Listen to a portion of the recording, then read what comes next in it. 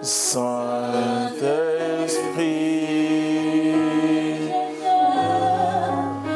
je veux aller plus haut. Je veux aller plus haut. Nous bénissons ton nom, Seigneur. Nous te glorifions. Nous voulons aller plus haut avec toi. Saint-Esprit, je veux aller plus haut. Je veux aller plus haut. Nous bénissons ton nom, Seigneur, avec toi. Saint-Esprit, nous bénissons le nom de notre Seigneur Jésus-Christ et nous vous saluons en ce milieu du jour. Nous sommes en train de fêter un grand saint, Saint-Joseph, et pour ceux qui sont catholiques et pour ceux qui sont chrétiens, parce que Saint-Joseph n'appartient pas aux catholiques, il appartient au monde entier. Tout le monde entier, frères et sœurs. Vous comprenez que Jésus est venu pour chacun d'entre nous et tout ce que Jésus nous donne, c'est pour l'humanité. Jésus nous donne Marie, mais il nous donne aussi Saint-Joseph. Et nous disons bonne fête à tous ceux qui s'appellent Joseph dans le monde entier. Nous allons continuer notre cheminement important sur le discernement et la réalité de l'onction. Je vais lire un texte assez important pour le discernement. La première épître de Saint Jean au chapitre 2, à partir du verset 18. Petits enfants, voici venue la dernière heure. Vous avez ouï dire que l'Antichrist doit venir. Et déjà, maintenant, beaucoup d'Antichrists sont survenus. À quoi nous reconnaissons que la dernière heure est là? Ils sont sortis de chez nous, mais ils n'étaient pas des nôtres. S'ils avaient été des nôtres, ils seraient restés avec nous. Mais il fallait que fût démontré que tous n'étaient pas des nôtres. Quant à vous, vous avez reçu l'onction venant du Saint-Esprit, et tous vous possédez la science. Je vous écris, non que vous ignorez la vérité, mais parce que vous la connaissez. Aucun mensonge ne provient de la vérité. Qui est le menteur? Sinon celui qui nie que Jésus soit le Christ. Le voilà l'Antichrist. Il nie le Père et le Fils. Quiconque nie le Fils ne possède pas non plus le Père. Qui confesse le Père possède aussi qui confesse le Fils possède aussi le Père. Pour vous, que ce que vous avez entendu dès le début demeure en vous. Et si vous demeurez, ce que vous avez entendu dès le début, vous aussi, vous demeurez dans le Fils et dans le Père. Or, telle est la promesse que lui-même vous a faite, la vie éternelle. Parole du Seigneur notre Dieu. Je vais surtout approfondir encore le discernement dans l'onction. On ne peut pas annoncer Jésus-Christ sans la puissance du Saint-Esprit, ce n'est pas possible. Vous pouvez parler de Jésus, vous pouvez faire œuvre de reporter, mais prêcher l'évangile, c'est soutenu, la parole est soutenue par la puissance du Saint-Esprit. Parce que la foi vient de ce qu'on entend, et ce qu'on entend vient de la parole de Dieu, le Réma, cette fois-ci, cette parole chargée de la puissance de Dieu et qui bouleverse les cœurs. Vous savez, le cœur de l'homme est dur. Quand je ne connaissais pas encore Jésus-Christ, je ne dis pas quand je n'allais pas à l'église. Je vous ai dit que j'étais choriste, mais je dis que tous les choristes n'étaient pas comme moi. Il y avait des choristes convertis, mais moi je n'étais pas converti. On m'a donné des conseils. Beaucoup de gens m'ont donné des conseils. Ils m'ont donné des conseils depuis mon enfance. J'attendais que les conseils, mais cela ne m'a pas empêché de vivre une vie de débauche.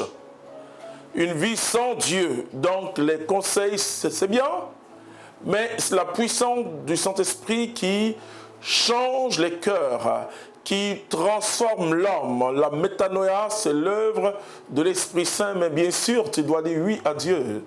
Tu dois dire oui à sa grâce, tu dois inviter sa grâce. Donc l'onction est nécessaire pour annoncer Jésus-Christ de Nazareth. Quand nous rencontrons Jésus, il nous donne la vie nouvelle.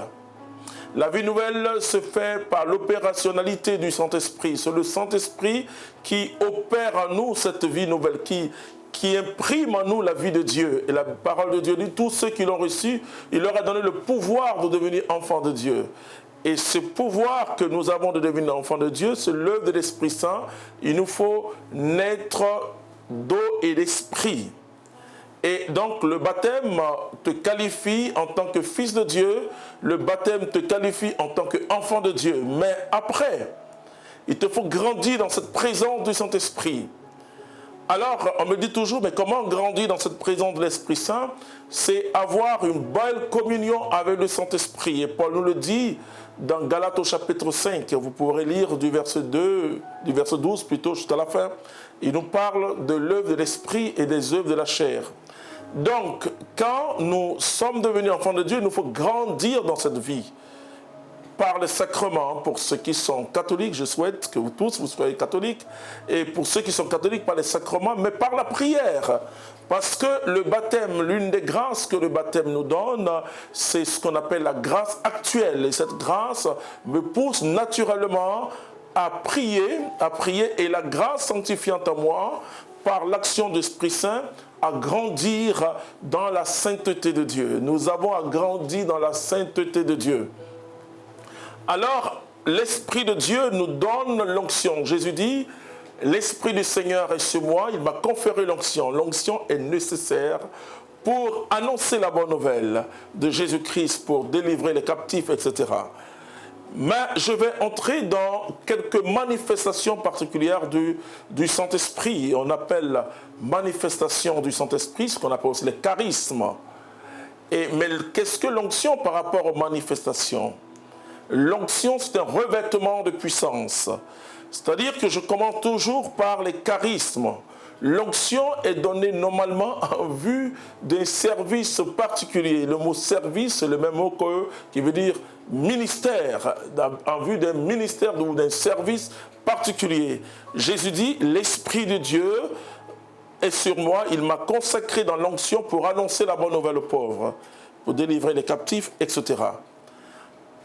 Pourquoi aujourd'hui, beaucoup de gens me posent des questions, plutôt, je ne comprends pas, mais les gens ont l'onction et puis regardent leur vie. Je vous ai déjà expliqué qu'il faut remonter ou redescendre, peu importe là où vous êtes, à Ésaïe chapitre 11 pour voir les dons de sanctification et qui font de nous, qui nous permettent de vivre la vie de Dieu et surtout de manifester le caractère de Jésus. C'est vraiment important, les 7 dons de l'Esprit. Alors nous portons des fruits, nous portons les fruits de l'Esprit.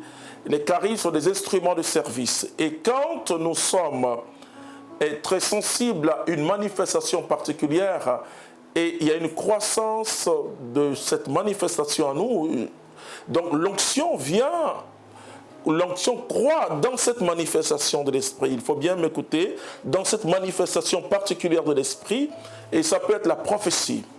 Alors on parlera d'un ministère de prophétie.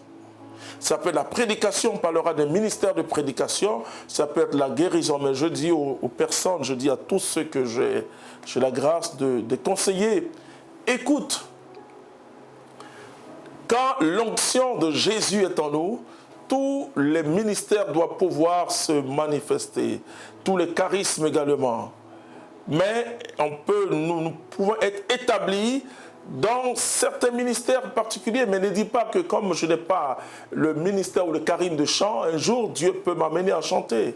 Parce qu'à l'un est donnée telle autre manifestation, c'est-à-dire c'est pas, je le dis souvent que les dons ou les charismes de l'Esprit Saint ne sont pas les charismes humains. Quand on dit telle personne a un charisme, on veut parler plutôt de la manifestation du Saint-Esprit, c'est l'Esprit qui se manifeste. Mais l'onction a une particularité. L'onction a une particularité parce que c'est un revêtement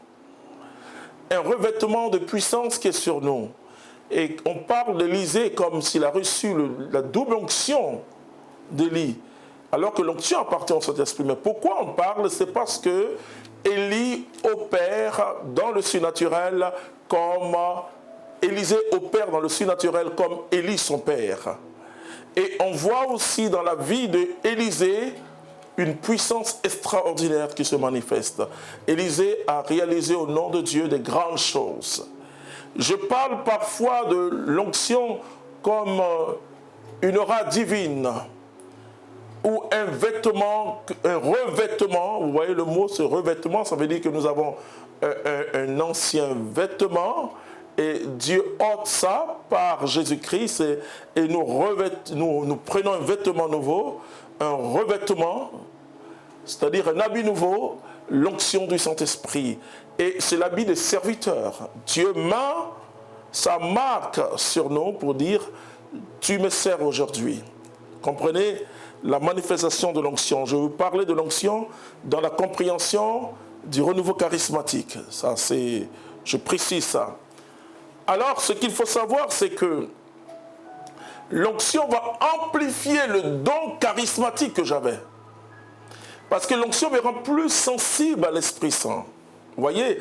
Parce que l'onction me couvre. Vous comprenez que l'ombre du Très-Haut qui couvre Marie, l'onction me donne un caractère, tu restes toujours toi-même, hein, mais un caractère surnaturel pour ce qui concerne ta foi devient une foi en acte. Donc il y a comme une activation de ta foi et une croissance dans le charisme même de la foi, et tu agis au nom de Dieu avec plus d'aisance, et surtout pour les manifestations que les personnes qualifient de spectaculaires. On me pose souvent la question et je vais vous répondre. Quand une onction, est-ce que les gens peuvent se qualifier de prophète de nation, prophète? Personnellement, j'ai dit aux personnes, c'est vrai que tu peux avoir un ministère de prophète, mais il ne faut pas te faire appeler prophète. Il ne faut pas te faire appeler prophète, parce que le prophète par excellence, alléluia, celui qui accomplit toute l'écriture, c'est Jésus-Christ. Et déjà, dans ton baptême, tu es prophète, hein? Tu es roi et tu es prêtre. Tu as les trois onctions de Jésus. L'onction prophétique, l'onction sacerdotale et l'onction royale. Et parce que Dieu parlait à trois types de personnes. Et ils étaient ce qu'on appelle les médiateurs du salut. Il y avait les prophètes par qui Dieu parle, le roi par qui Dieu gouverne, et le prêtre par qui Dieu sanctifie son peuple.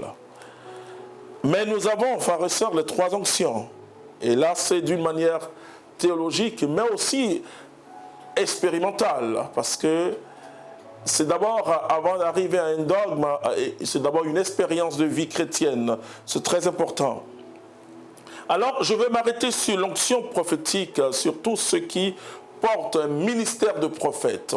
On me pose la question, mais est-ce que le prophète qui donne, est-ce que d'abord, je vous dis qu'on ne peut pas porter le nom de prophète. Ne vous faites pas appeler prophète. Vous pouvez exercer un ministère de prophète. Oui, le frère ou la sœur exerce un ministère de prophète, mais ne mettez pas sur les affiches prophète. Voilà.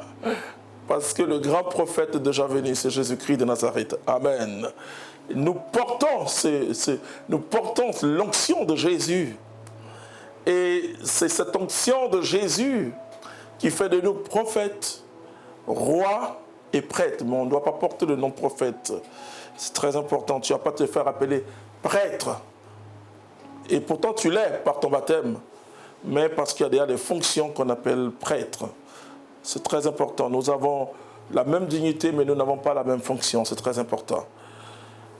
Ça, c'est la première des choses. On me pose la question, est-ce que quand certains donnent, parce que ces derniers temps, comment quelqu'un peut donner une prophétie? Je vais vous répondre. C'est clair. D'abord, l'onction du Saint-Esprit, quand l'onction est là, le don de révélation grandit. Dieu peut nous parler à travers des songes, on l'a vu pour ceux qui étaient à la messe. On voit comment Dieu a parlé à Saint Joseph par l'ange qui est apparu en songe. Dieu peut nous donner des visions, ça peut être une vision, 3 sortes de visions, ce que j'appelle la vision, une image intérieure qui jaillit, que j'appelle la vision charismatique. C'est une vision, vous priez, et puis vous avez une image qui défile dans votre esprit. Ok? Il y a la vision mystique. La vision mystique ressemble à une apparition. Voilà. Une apparition. La vision mystique. Et il y a ce que je peux appeler porter une vision. Quand on dit porter une vision, c'est Dieu qui met sur votre cœur son projet. Et finalement, quand l'ange parle à Marie, il communique à Marie une vision. Marie ne voyait pas son fils, mais elle savait que son fils était déjà présent. Voilà. Donc, porter une vision, un objectif de Dieu à vivre et à poursuivre pour pouvoir atteindre, bien sûr, cet objectif. Et donc, ça, c'est une vision. Quand je porte une vision, ce n'est pas une suggestion de vision, mais c'est un projet que Dieu met sur son cœur. Et c'est extraordinaire. Il est vraiment enceinte de ce projet jusqu'à ce que ce projet voie le jour. Vous comprenez avec Marie, et c'est très intéressant. Est-ce que Dieu peut montrer à quelqu'un, par exemple, en disant voilà, ta chaussure était ce matin à côté de ta douche, ou bien quand tu allais, tu as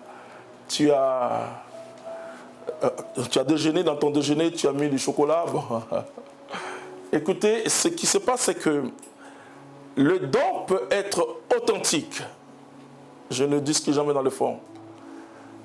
Par pédagogie catholique. Nous, les catholiques, on ne discute jamais dans le fond.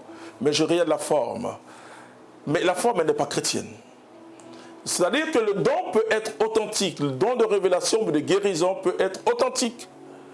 Mais ne pas être chrétien, ne pas être un don, la manifestation, si vous voulez, l'exercice n'est pas un exercice chrétien. Pourquoi? Parce que la révélation qui est donnée doit plutôt glorifier Jésus-Christ de Nazareth. Et l'Esprit Saint dit que lui ne viendra, et que Jésus en parlant de l'Esprit Saint dit, il ne parlera pas de lui, il parlera de moi et il me glorifiera. Voilà. C'est-à-dire, toute manifestation de Dieu a pour objectif de glorifier Jésus-Christ. Et Jean conclut son évangile en disant, tout ceci vous a été rapporté pour que vous puissiez croire que Jésus-Christ est le Seigneur. C'est tout. C'est-à-dire que c'est Jésus qui doit être glorifié. Alors, qu'est-ce qu'il faut faire? Est-ce qu'il faut croire ou ne pas croire? Le problème n'est pas là. Le problème, c'est que il y a une forme de prophétie, il y a une forme d'exercice de prophétie qui n'est pas une forme chrétienne, mais qui peut émerveiller, hein, vous savez. Parce que l'esprit du prophète est soumis au prophète. Dieu me révèle, il me dit, écoute, cet homme pour qui tu es en train de prier, qui est avec sa femme, bon, il n'est pas sérieux, il trompe. Voilà. Il trompe sa femme. Mais si je dis, ce n'est plus un exercice chrétien. Parce que le Christ construit, il ne divise pas. Ou bien en quoi, quand je dis, une personne s'est réveillée ce matin, quand tu t'es réveillé ce matin, tu as mis ton portable à gauche et ton verre à droite, mais en quoi ça nous ramène vers le royaume de Dieu? Ah, mais si tu dis à quelqu'un, dès que tu t'es réveillé, oh, je te vois glorifier Jésus. Oui, en ce moment-là, on peut le dire. Alors, on me pose aussi la question, mais comment, si l'exercice n'est pas un exercice chrétien, comment faire? Non. Le problème du charisme ou de l'onction, c'est un problème complexe. Vous savez, Jésus dit, et beaucoup diront, en ton nom, j'ai prophétisé, guéri les malades, tout cela. Il dit, je ne vous connais pas, vous qui commettez l'iniquité. L'iniquité, c'est quoi? C'est tout ce qui est contraire à Dieu, tout ce qui est contraire à la volonté de Dieu. C'est faire le mal. Et en Dieu, il faut voir le mal comme tout acte qui est contraire à sa volonté.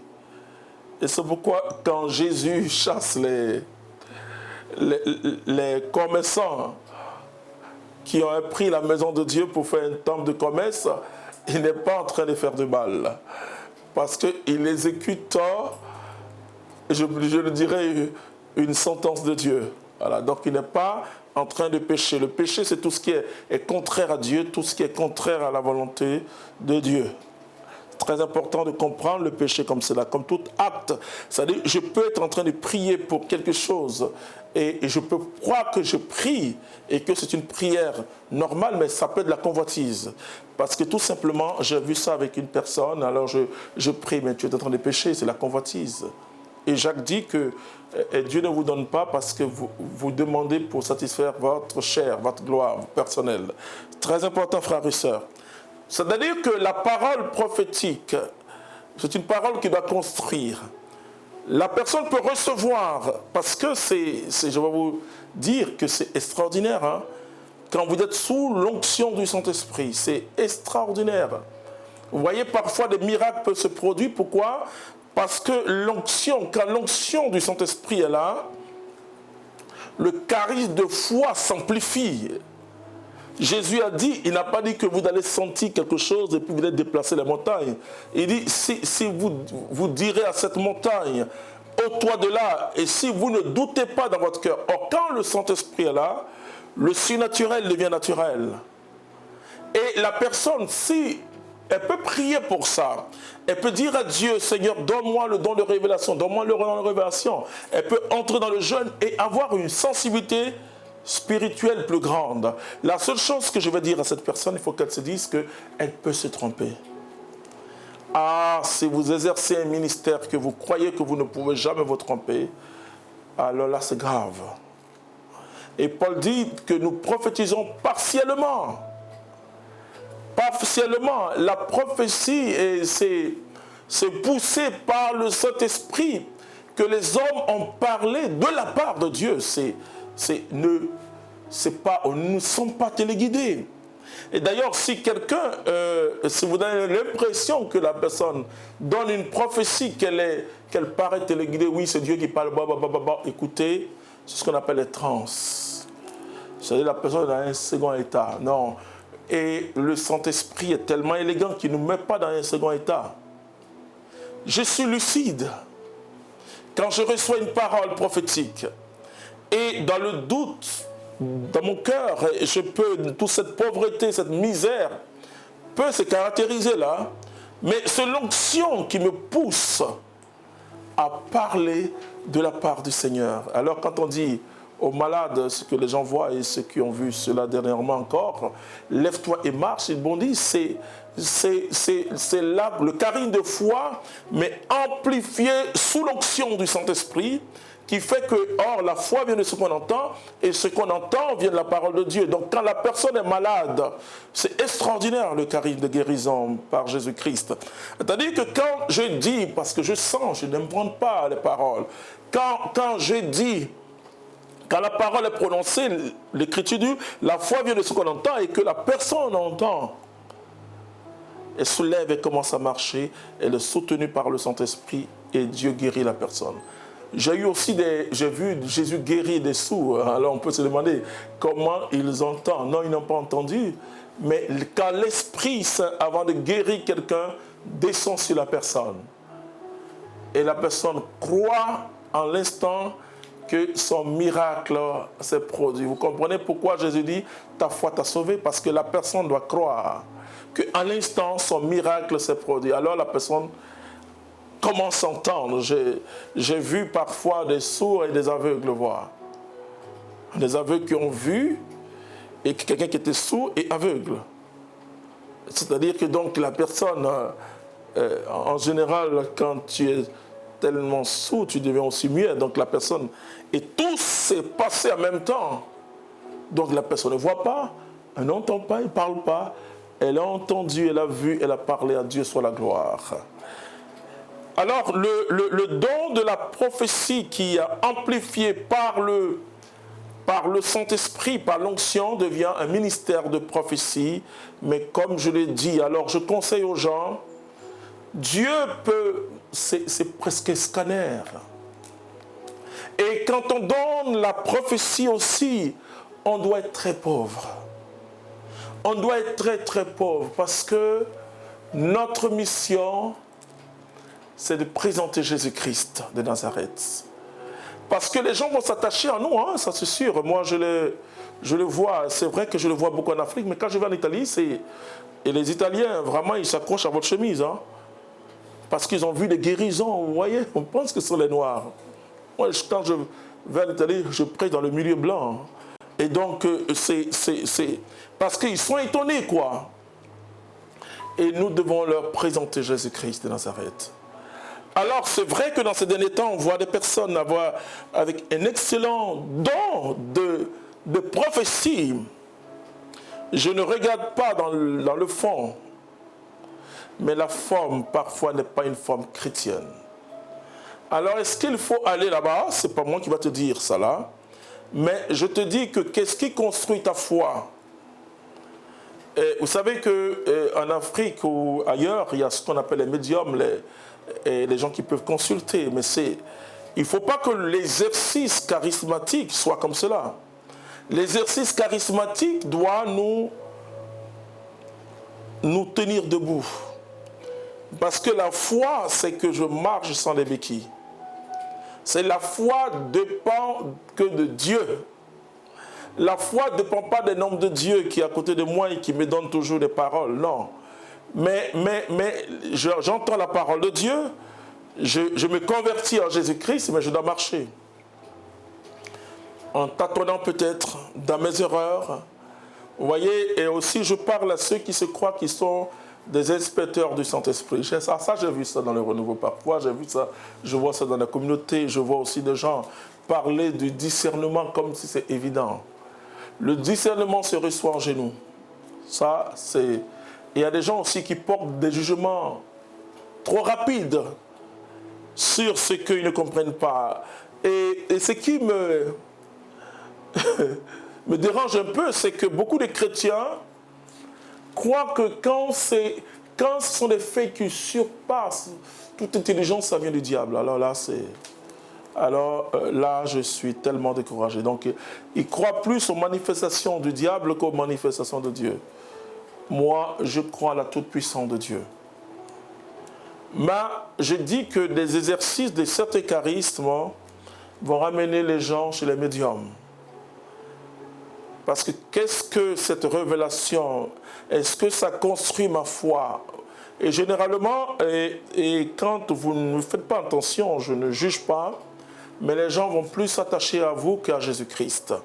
Donc c'est possible, pour répondre à votre question, c'est possible que quelqu'un puisse recevoir même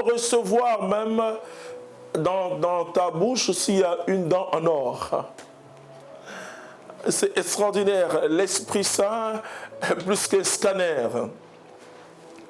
Mais est-ce que j'ai besoin de dire à la personne qu'elle a mis telle chaussette ou parfois un dessous rouge, oh là là, franchement, ouais, est-ce que j'ai besoin de le dire? Qu'est-ce que cela apporte? Oui, on va me dire non, c'est pour préciser, non. La précision, et d'ailleurs, comment vient la précision? Et là, maintenant, je vais vous dire, là, je dis, là, maintenant, ce que je vais dire, ça, c'est ce qui ne vient pas de Dieu. Comprenez? Si la prophétie est donnée sur 3 minutes, sans point, sans virgule, écoute, ta grand-mère s'appelle dans les choses, là, j'affirme que ça ne vient pas de Dieu. Mais donc, quand quelqu'un commence à prophétiser, il faut voir toute la pauvreté humaine qui est en lui d'abord. Ça, c'est très important. S'il dit, je vois que tu viens du village d'Agboville, d'un village d'Agboville, oui, moi, mon village c'est Tobro, dans la région d'Agboville. Et il entend un peu encore, et il donne en ce moment, il y a des chances que ça vienne de Dieu. Mais si la personne dit, écoute, tu viens de venir... Non, vous comprenez, même l'ange, même Dieu, même pour parler aux gens, parfois il passe par le songe, là c'est clair. Le prophète qui prophétise, il respire. Et c'est pour cela que vous lisez dans la parole de Dieu plusieurs oracles du Seigneur. Voilà. Etc. Ou bien il reçoit ce qu'on appelle une parole prophétique qui est différente d'une prophétie. Et il vient, Dieu vous dit, et ça c'est le style prophétique, surtout dans l'Ancien Testament, oracle du Seigneur, pan, pan, pan, pan, pan, pan, pan, voilà, parce que, et comme le dit le credo, il a inspiré, ils ont parlé par le Saint-Esprit. Ils ont parlé par le Saint-Esprit. Et Pierre nous dit dans 2 Pierre au chapitre 1, verset 19, à partir du verset 19, il dit que c'est sous l'action du Saint-Esprit que les hommes ont parlé de la part de Dieu, poussés par l'Esprit Saint. Donc, poussés par l'Esprit Saint, oui, je peux dire à quelqu'un, frère, il faut qu'on se convertisse, etc., etc. Voilà ce que Dieu nous demande de nous convertir. C'est presque une exhortation. Une exhortation est une parole aussi prophétique. Mais si je suis là, je dis, oui, je vois, parce que regardez votre montre, si ça dure 3 minutes, et plus de 3 minutes, on peut se poser des questions. Non, parce que c'est intéressant de le dire. L'Esprit Saint vient dans notre pauvreté, dans nos doutes. Je dis la chose la plus sûre, c'est que Dieu existe et Jésus est ressuscité, il est le Fils de Marie et le Sauveur de nos mondes. Ensuite, la chose la plus sûre en Dieu, c'est que rien n'est vraiment sûr en dehors de ce que je viens de dire. C'est-à-dire que Dieu te parle aujourd'hui à travers des symboles, à travers même le vent. Dieu te parlera demain à travers la parole de quelqu'un d'autre, etc. Donc, quand une prophétie est donnée sans arrêt, ça pose question. Parce que se passe dans le ministère prophétique? Je donne une parole. Oui, le Seigneur s'adresse à une personne. Écoute, tu viens de tel lieu. Un point trait. Et on peut sentir tout de suite, par l'onction du Saint-Esprit, que la personne n'a pas saisi. On le sent. Vous voyez, c'est comme si Dieu crée un lien extraordinaire. Vous ne connaissez pas la personne, mais quand vous donnez la parole, parce que la prophétie est différente de la parole de connaissance. Donc là, je parle maintenant de la parole de connaissance qui est donnée. Parce qu'une prophétie a toujours un caractère général. Une parole de connaissance a une précision. Donc dans la parole de connaissance, qui est aussi un exercice prophétique, Dieu dit, oui, tu viens d'Atobrou, etc., etc. Bon, la personne peut venir tout de suite. Mais quand la personne elle-même, parce que la parole doit pénétrer son cœur et son entendement spirituel pour qu'elle se rende compte que c'est elle. Et quand la personne, on le sent tout de suite qu'elle n'a pas bien saisi, on peut être distrait. Et l'homme de Dieu aussi peut être distrait, ou la femme de Dieu peut être distrait aussi, peut être distraite. Donc, Dieu donne une précision, vous comprenez? Il donne une précision, ceci. Mais quand la personne est déjà là, écoutez-moi bien, ça c'est très important. Quand la personne est là déjà, parce qu'elle était touchée par la parole, ne donnez plus d'autres paroles.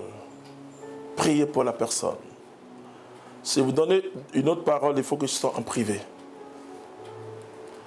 C'est très important, frères et sœurs. Quand on n'observe pas ça, on a des mauvaises surprises. Parce que finalement, on veut dire aux gens qu'on est prophète. On veut dire aux gens que vraiment on a la connaissance. On est touché. Ce n'est pas un exercice. Du moins dans sa conception catholique. Ça, c'est... Dans sa conception catholique, l'exercice, ce n'est pas comme ça. Quand la parole de... Parce qu'il y a un renouveau charismatique, catholique, voilà, qu'on appelle le renouveau chez nous, voilà. Et la compréhension, c'est que on doit donner la gloire au Seigneur Jésus-Christ. Je sais que beaucoup d'églises évangéliques, il y a des serviteurs formidables qui vraiment... vivent une grâce extraordinaire du Saint-Esprit. Mais aussi à côté, parfois, on peut être appelé à imiter dans le prophétisme. Parce que dans l'ordre de l'onction, quand je prie pour quelqu'un, la personne reçoit la puissance du Saint-Esprit, mais la personne aussi reçoit mon caractère dans l'exercice de son ministère. Voilà. Et c'est pourquoi dans l'Église, l'imposition des mains sur la tête est une transmission de l'onction. Voilà, vous voyez dans l'ordination. Et là, il faut, parce que je transmets Jésus-Christ, l'onction du Saint-Esprit, mais je transmets un peu de moi. Et c'est pourquoi n'acceptez pas qu'on vous impose les mains avec précipitation. Et aussi, Paul dit à Timothée, toi aussi, il ne faut pas imposer les mains avec précipitation aux gens. Très important. Parce que si quelqu'un a prié pour toi, il a un charisme ou un ministère, il y a de fortes chances que tu vives ce même ministère. Mais s'il y a une déformation dans l'exercice de son ministère, c'est ça qui est le problème. Une déformation dans l'exercice de son ministère, tu auras aussi cette déformation. Tu auras aussi cette déformation. Quand je forme par la grâce de Dieu des leaders, c'est ce que je leur dis, mais je vous le dis. Parce qu'aujourd'hui, il faut que nous ayons une bonne connaissance des dons charismatiques et nous ayons une très bonne connaissance des manifestations du Saint-Esprit. Tu ne dois pas te faire imposer les mains au hasard. Ça, je te le dis parce qu'il te communique sa déformation, s'il a une déformation. C'est très, très important. Et pourquoi Élisée agissait comme Élie? Parce qu'il a reçu l'onction d'Élie. Comprenez? L'onction, certes, appartient au Saint-Esprit, mais l'onction nous épouse d'une certaine façon. Et quand tu pries pour la personne, elle reçoit de Dieu l'onction, mais elle reçoit aussi ta façon de faire. Et surtout, si la personne vient te rencontrer et que la personne chemine avec toi, ta façon d'exercer, elle va tout copier. Alors, il faut revenir à la réalité de l'onction. Il faut revenir à l'onction comme un revêtement de puissance en vue de proclamer Jésus-Christ, en vue de servir Jésus-Christ. Mais ceux qui le commencent, au départ, il y a une onction qui est sur leur vie. Il y a tout un schéma d'humilité. Vous comprenez, je dis bien?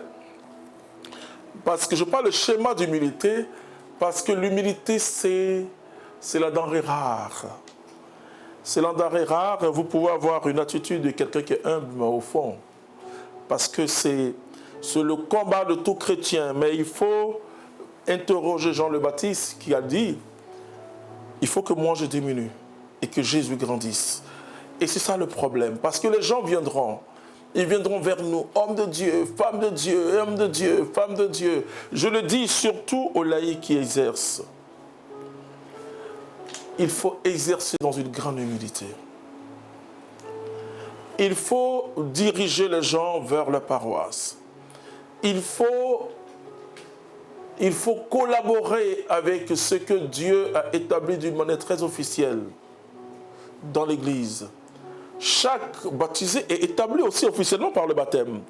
Mais ce que toute l'Église a reconnu par le Saint-Esprit en plein temps, voilà, parce qu'aujourd'hui il y a un ministère nouveau dans l'Église catholique où les laïcs se mettent au service aussi. Moi je dis souvent aux prêtres, vous devez accueillir parce que ils sont comme des auxiliaires de l'œuvre de Dieu qui vont venir aider à avancer. Moi, je suis dans une communauté où il y a des prêtres, il y a des laïcs, il y a des religieux, il y a des religieuses, et tout baigne dans l'harmonie parce que nous avons compris que nous sommes le peuple de Dieu. C'est très important.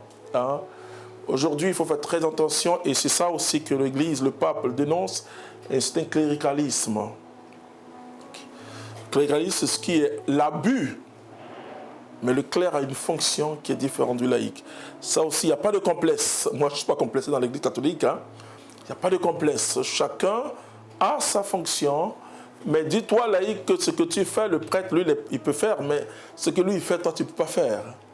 Mais ce que toi, tu fais en bien, en descendant dans la foule, en descendant en aller vendre au marché, aller dans le Parlement, lui, bon, il peut le faire, mais il ne faut pas le faire à cause de son état. Il ne peut pas être commerçant, toi tu peux être commerçant. Il ne peut pas être député, toi tu peux être député. Il ne peut pas être président de la République. Toi tu peux être président de la République, mais manifeste Jésus-Christ, alléluia, dans l'onction du Saint-Esprit. Alors frères et sœurs, c'est ça. Donc je vous invite à partager et surtout à poser des questions essentielles. Je n'agis pas en tant que maître. Hein. Ah, non. Non.